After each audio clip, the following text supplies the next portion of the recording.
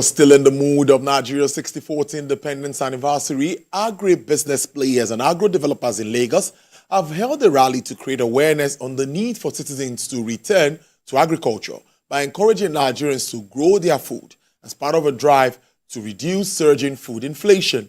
Sunday Benibo attended the rally and filed in this report.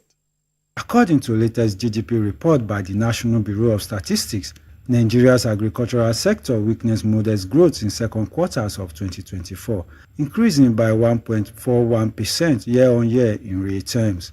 The sector continues to play a vital role in the nation's economy. Celebrating the love of the nation.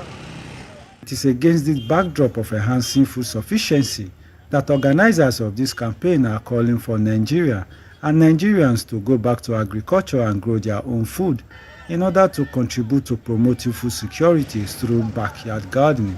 The idea of this rally is about the love of the nation, no matter the tension that everybody is going through right now. So we are saying that this year's theme is talking about grow your own food. We're complaining that there is no food